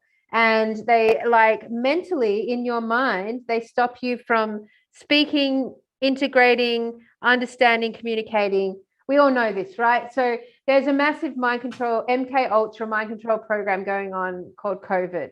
Now, I would say most people in the Tartarian transformational realm have jumped out of that programming and are very much up to date with who's behind it, what they're doing, and what's potentially going to come about as a result of it. As we strip off through that mind control programming, obviously our brains have found space. There's space in there. Like if we're not getting, if the whole world's programming is focusing on a program that we are not being programmed by, then suddenly there's a lot of space in our heads to integrate other truths, right? So I feel like we are the antivirus almost, like we've got the capacity to chew our way through. If you look at it sort of like those Pac-Man type games, to like keep chewing our way through down to the tunnel to keep moving forward like that.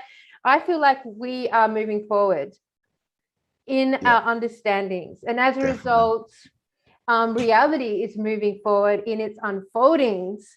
And as a result, I think because of that, they can't win. Like, obviously. Well, they can't. I just heard Michael Tsarian, however you say his surname, and he said, which was really good, all evil holds in it the seeds of its own destruction. And it has to, right? Think about it. It has to. Evil is all about destroying. What we give out, we bring back. So all evil is literally, it's created to destroy itself. It can't win. It's not got no connection. It's got no love. All it is rule, conquer, and destroy. And if that's all you put out in the universe, that's all you get back. Yep. Whether you're connected to source or not. So there's no way they can win. And we kind of look at it as there's this persona of, and persona means mask, by the way, of all these, people who want to rule us all being, on a big team together and all being friends and all doing this together, which is not the case. These people, they probably hate each other more than they hate us. They really do. It's just a fight and a struggle, because that's all they are. They just want to beat each other. They want to have the more. They want to be the biggest star, the whatever. So there's two wars going on. They're destroying themselves and each other. They're fighting to be top dog, and because of that, they're just helping us win. And of course, they want to be top dog because dog is the reverse of God. Yeah, I mean, and like you can see that the CCP is definitely a major fraction within the nefarious forces. Like, I definitely feel like the agenda is like there are two warring parties, but ultimately they all just agree on where they're taking us as a peoples and as a planet. They agree to the overall picture. It's just who's going to be the one on top at the end from there. They're on top, yeah. So after the gold rush in our Tartarian history here in Australia, you don't hear much about the Chinese after that, do you? It's not like, I mean, they all got they got a little street in all our major cities. We've got Chinatown in every main city, but it's just a little street. But you don't see like major Chinese corporations, banks, like universities. I mean, Melbourne, you could now, baby, but like, where did all those immigrants go? And what happened to them after because we went from the gold rush to the Great Depression, the gold rush to the Great Depression. Like, what the fuck? This is where we are now, right? So we're going to go through like this thing of colonizing, taking over. All the wealth comes in smart cities. So back then it was like all the wealth came in, Melbourne's formed, but now all the wealth coming smart cities come in. Yep. Flooded with this immigration of Chinese immigrants. And then what happens next? What happened? The Great Depression. So literally we fall into a state of massive communal depression. What was the Great Depression? What the fuck was the Great Depression? Great Depression. I mean, that was taking over the money system, wasn't it? Really, I think that was the introduction of the fiat money system. Jekyll Island, not too long after the Titanic, all that kind of stuff. The Astors and the Goldbergs and all those people. But basically, they just crashed when they crash economies, that they don't crash they keep their money, right? So you can imagine if you're one of these, ones who wish to rule everyone, if you want to buy stuff, you want to buy it cheap. So how do you get cheap stuff? You crash the economy. No one has any money. Everyone sells everything cheap. You go and buy it all up. There you go. And another reset. I just looked at the definition of the Great Depression here in Australia, and do you know what it refers to? The Australian economic collapse and unemployment reached its peak. And look what we are going through right now with all the lockdowns and COVID. Unemployment is reaching its peak. That's what the Great Depression it's over was. 30%. And back in the Great Depression, it reached a peak of 32%. And we're at about 30%. Wow. Wow. And they called that the Great Depression. What a fucking title. What a title to name a whole era in history. The Great Depression. The great. The right? Great. That's this word, great, that they like to use. GOAT. GOAT stands for greatest of all time. So anything with great in it, just keep your eyes peeled. That's probably them saying, yeah, we did this. Wow. So That literally means the devil's depression. I was just having a look at what the Latin origin of the word great was. So, but like, what the hell? Like, we're right now, unemployment's about to reach exactly what it was during the Great Depression in Australia's history. I didn't look at the rest of the world, but was the Great Depression worldwide? It was worldwide, wasn't it? Or was it Australia? Yeah. Worldwide. Well, at least Western world, yeah. So, and we're on 30% now. We peaked at 32%. And after the Great Depression, what happened in our timeline? What happened after the Great Depression? Let's look. Well, we built back better. Oh my God, we built back better. Oh no! God, don't say that.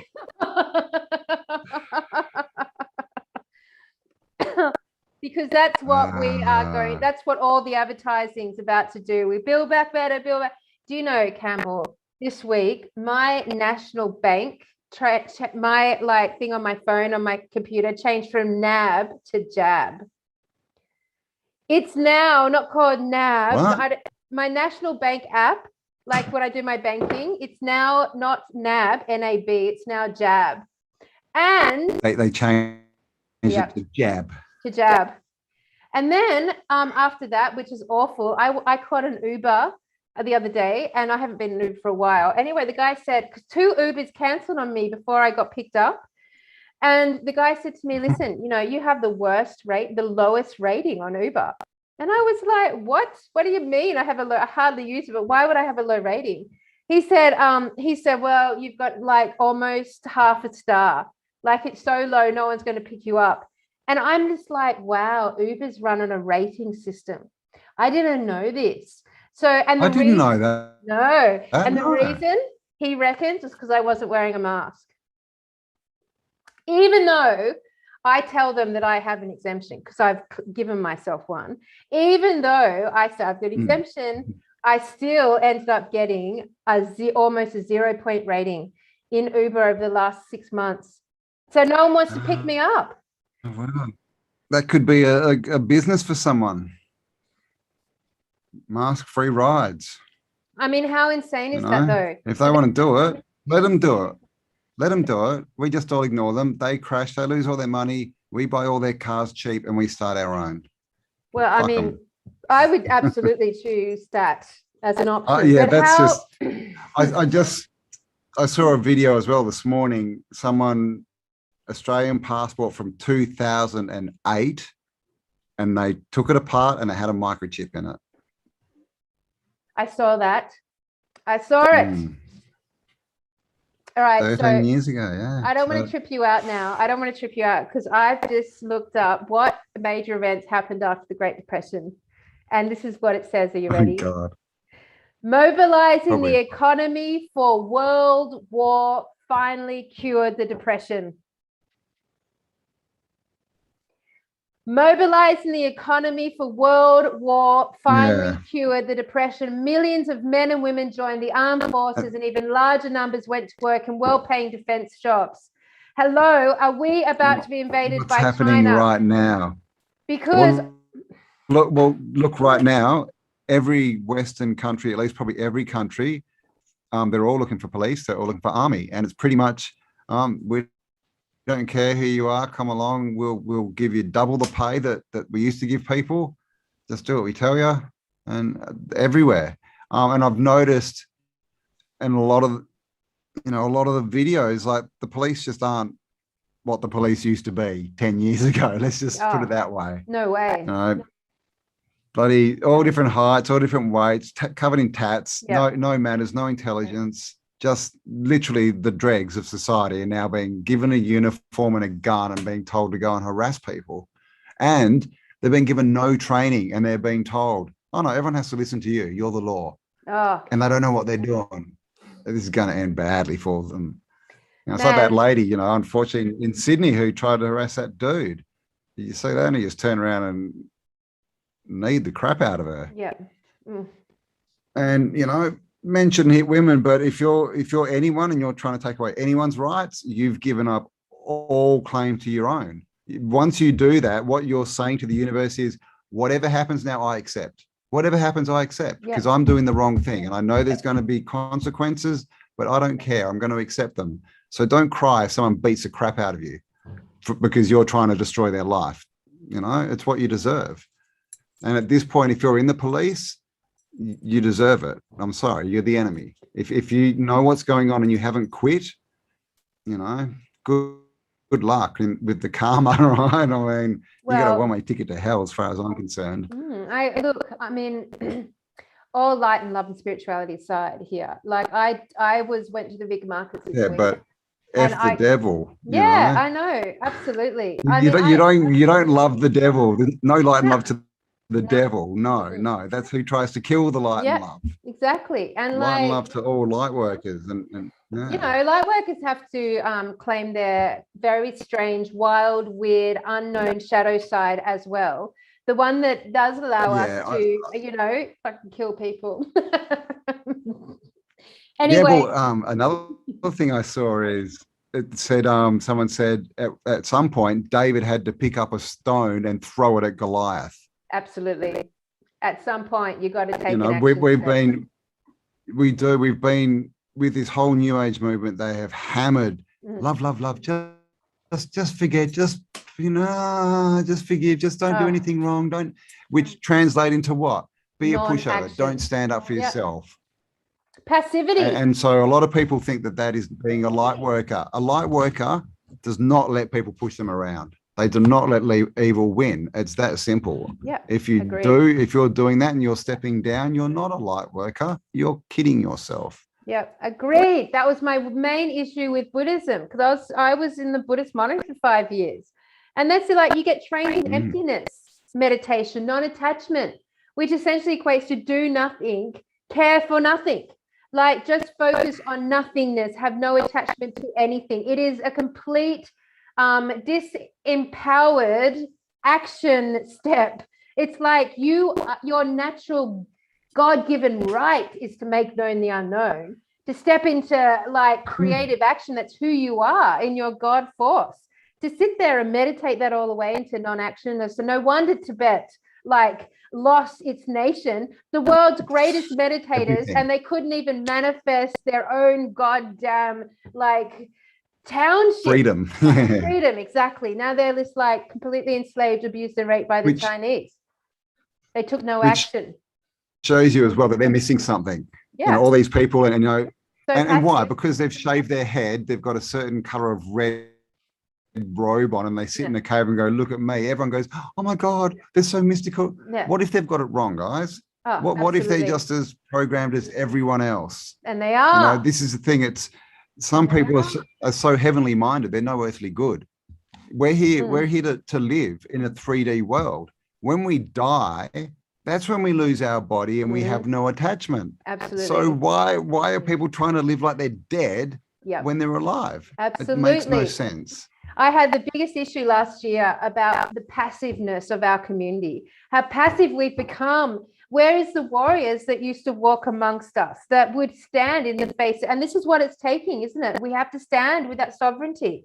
I mean, right now, like we are a planet on the brink of like ghastly outcomes, you know, and like we have to stand here in some space and say no. Like so let me tell you, I went to the big markets. It was like 12:30 in the afternoon, accompany my friend. I didn't even need to go to get food with her because she's fractured her elbow. And this was on when did we go? On Monday, Tuesday. There was 50 police on every single intersection leading into the market, at every entrance point of the market, and marching around in packs in the market, right? And you couldn't avoid them. Like there was no way to get to doors. So of course I'm used to walking past them without my mask on. So I'm walking past, and I got stopped by 4 policemen. And they circled me, 2 women, 2 men, and they were like, "Where's your mask?" And I'm like, "I've got Nick's empty." But this time around, they were like, Where's your exemption? Do you have it on you? Do you have it on your phone? Who gave the exemption? What doctor's clinic did you get the exemption? What was your doctor's name? Why did you get the exemption? What were the reasons? And I'm just standing there saying, I don't need to tell you this. I don't need to tell you this. I don't need to. And they're just like, if you don't tell us this, we're going to arrest you. Like, that's their energy is shifted, right? So they've got their computer out. They want my ID and my license, and they're like putting it into the computer. That's scary. Yeah. Really scary. So, but this time around, I was like, Tui and I had an interaction with a few weeks ago. We lost our shit. We weren't cool. We were very immature, but it felt good to get it out, you know. But this time around, I was very mature and I kept my cool. And I was like, you can't be making me feel like you're about to arrest me for having a different opinion to you. Like, you guys are on the wrong side of this. And they just kept saying to me, we trust the science. We trust the science. We believe in the science. And I said, yeah, that's fine. But there's like a hell of a lot of people who don't believe in the science. Does that mean they're to be arrested because they disagree with you? They're like, we believe in the science. We're like, man, you are causing so much stress and anxiety here in Melbourne for everyone walking around. Like, you can't walk around the city right now without feeling the anxiety the police are bringing. Like, it's so intense. And they're just like, and this woman, she just stepped in and she was just looking at me and going, where's your exemption? We trust the science. And I'm like, man, guys. A random woman or a policewoman? Policewoman. Just some rando. No, policewoman. Yeah. God. So they honestly and trust the science. I stood there. It took half an hour. That's nice. Really? Half an hour. Can you think for yourself? Yeah. Half an hour for them to let me go, to like stop encircling me. Half an hour. And like, I had nothing. I had nothing on me. I had no police record, but half an hour it took of me arguing with them and just like keeping cool. I wish I'd cried. If I'd cried, I'd like to see what they did with that. Because like, I just look like just a very harmless entity. But anyway, it took half an hour, and I realized in that half an hour, because I was tuning in the whole time, I was tuning in as a light worker, and I was just like, you guys are not the same as me. Something's changed in your chemical presentation. Something's changed in your energetic presentation. Something's changed where I don't sense that we are the same energetic DNA strand. Something has shifted. Yeah, from the same source. Yeah, from the same source. Yeah. You like, even a few months ago, a lot of the cops would talk to people and they would but now they just, it's like you say, not science, they just sit there with this blank look on their face. They won't engage, and they just keep repeating themselves over and over. That's all they can do. Yeah. They clearly can't think. If you throw a question at them, they literally can't do anything with it. They just go, and just repeat what they just said before. That's all they can do. They're complete robots. Actually, so I would agree with you. That is the one thing that I observed, that they were just on repetition. They were not able to creatively, critically discuss things with me. They weren't able to take what I was saying and then have a broader conversation about it. They weren't able to engage in discussion or broader conversation. They were they had literally one sentence answers that were on repeat. Like, I was talking to an automatic recording on a telephone. Press 5 to get to Satan. Press 4 to get. And how do they brainwash people that quickly? Yep. It's weird, isn't it? It's got to be something going on there. Who knows? I mean, we just don't know who these. We know they're all new, and they're not the cops we had 6 months ago, so they come from somewhere. And, you know, like, of course, we know in the States when 9/11 happened, that was like the biggest recruitment for police, like, and their army. Like, they fully pushed recruitment during 9/11. Like, that was their biggest intake.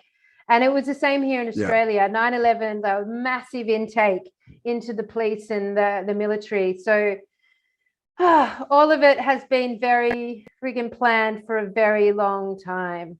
I'm still...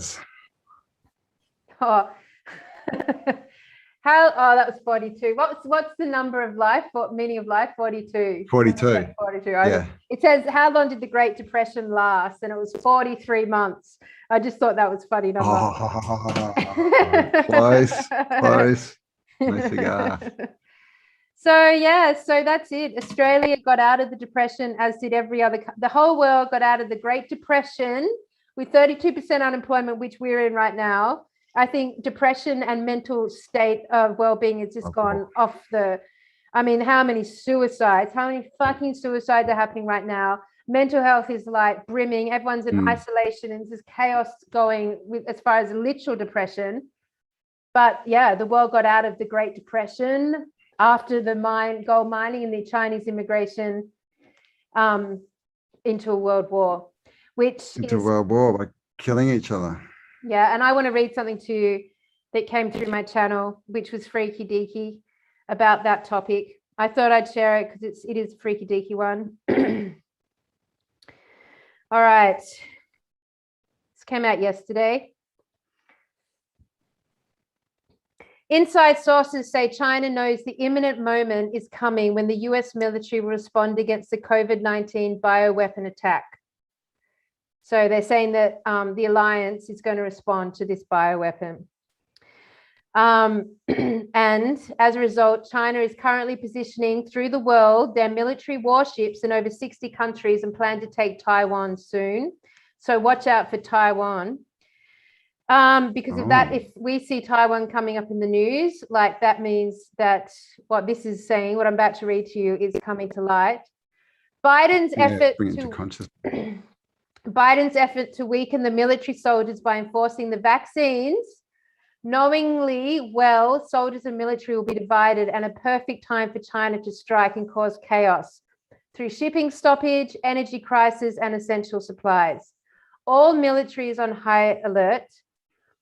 Deep state cabal in every country is working hard together to stop the 32-nation alliance military from stepping in and stopping the depopulation agenda that is connected to resetting the financial system, a Great Depression.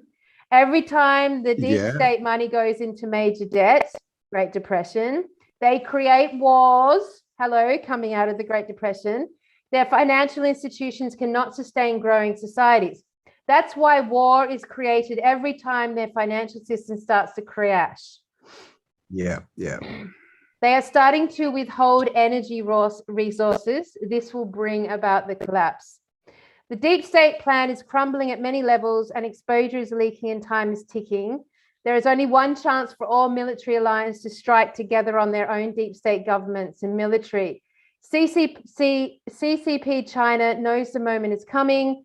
When within China is a silent coup happening right now. All countries are on high alert. Many of you are very unaware, we're not. 1.4 billion humans will die from the vaccine.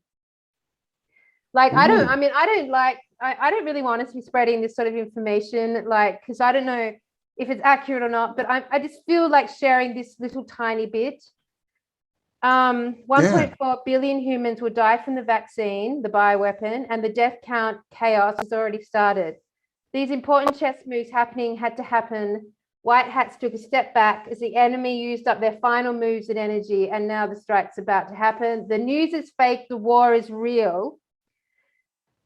When I say fake war, I mean the deep state is planning these wars across the world for confusion.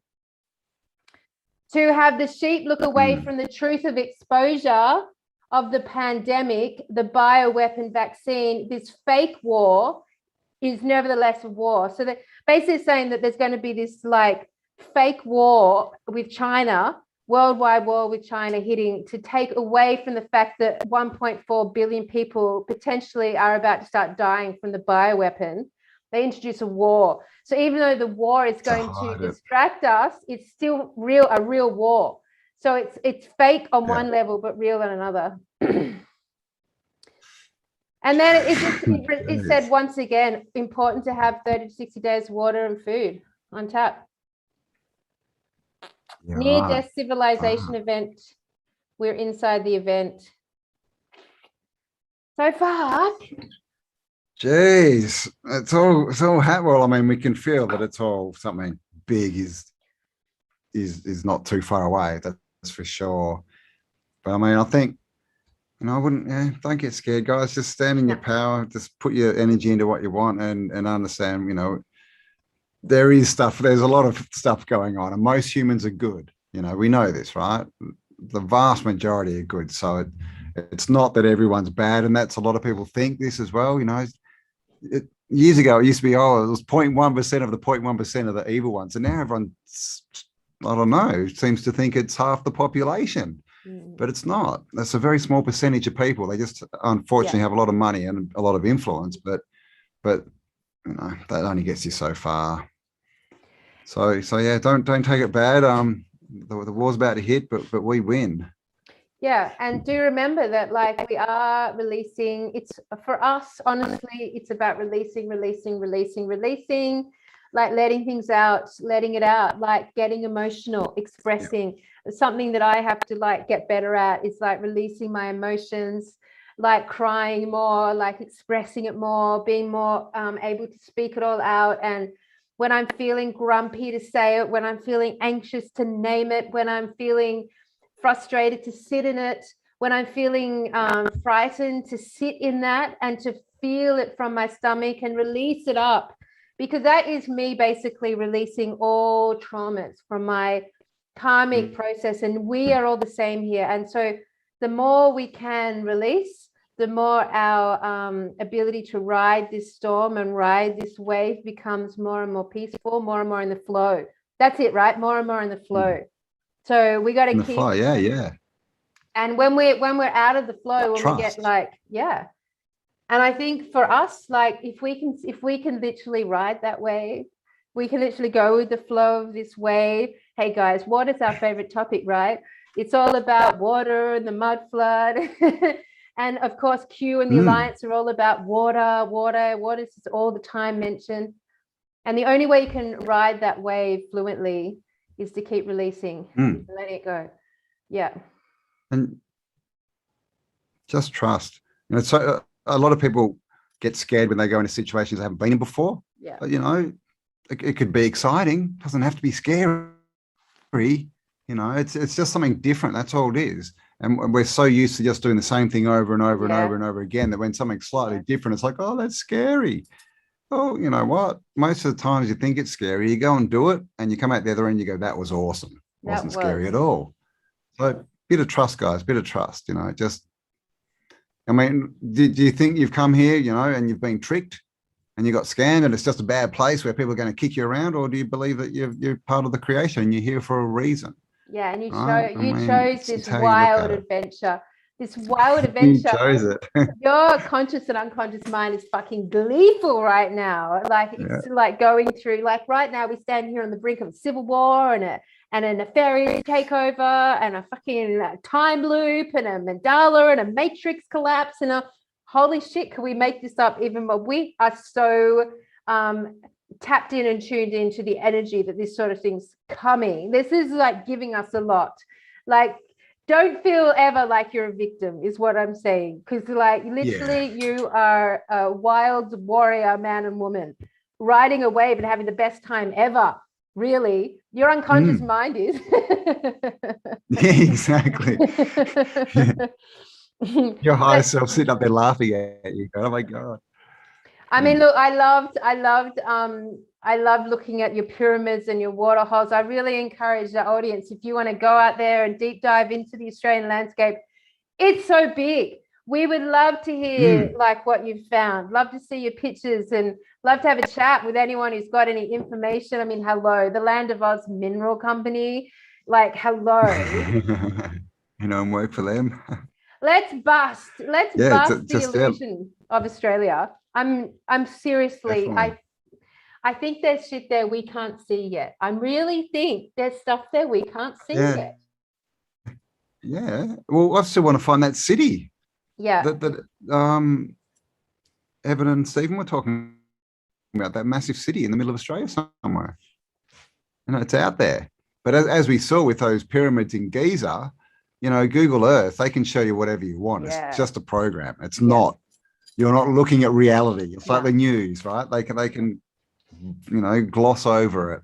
Yep, absolutely. So, but yeah, get out there, have a look, guys. If you find anything, let us know. If you've seen anything, or you know any tales or any stories of actual cities or places in Australia, let us know, and we'll start looking into it, because there's definitely a lot more going on. You know, Australia's not just this little fringe on the outside of a big, you know, chunk of land. We're actually the whole lot. So there's a lot going on inside there.